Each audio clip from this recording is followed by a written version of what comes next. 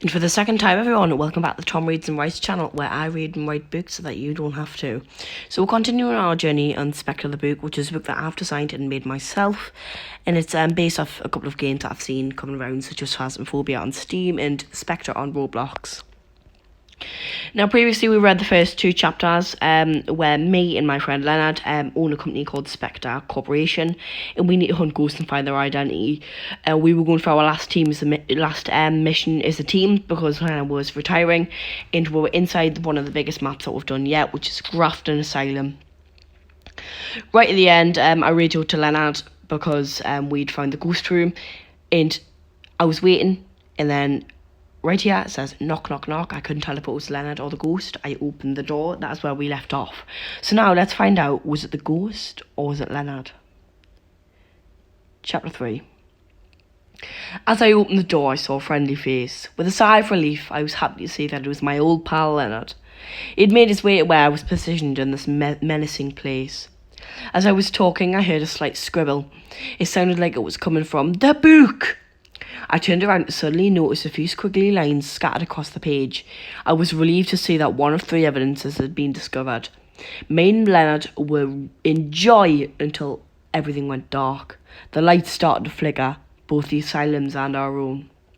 It was a hunt. During the hunt, the ghost's main objective is to kill the hunter or hunters, and while doing so, the ghost is visible for all to see.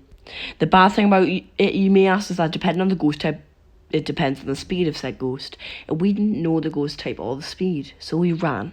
And by ran, I mean sprinted so much that after 10 seconds of doing so, I was brutally exhausted. But I couldn't let that puny ghost be my weakness. I kept going, and by now Leonard was seconds behind me, but the ghost was not far behind Leonard. Leonard was 6 years older than me, so he was a lot slower. I suddenly heard a scream for help. Leonard had died. But that didn't stop me from completing this mission. After about 5 minutes, the hunt had finished. The ghoul was satisfied. Chapter 4. After it had finished, I returned to Leonard's bloody corpse to find that he had left a note for me in his pockets. I read its contents and suddenly figured that there was a basement to this asylum with which I could resurrect him by performing a life-saving ritual.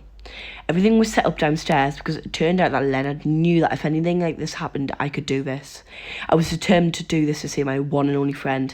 He had been here in preparation for what he knew was to come.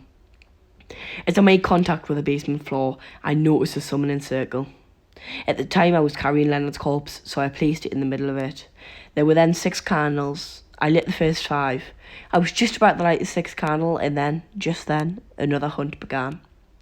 This time though, the basement door locked, so the ghost couldn't get in. I was safe, although I couldn't light the 6th candle until it ended. The reason was because I felt an evil force preventing me from doing so. Chapter 5. This hunt was different. The ghost for some reason could walk through doors. It walked straight through the basement one. I was trapped. I thought maybe I could walk through it. That did not work. I could see the ghost. It was green, smothered with ectoplasm, and a white face, eyes like 2 infinite voids. Tall. But I wasn't scared. I knew that I could overcome it.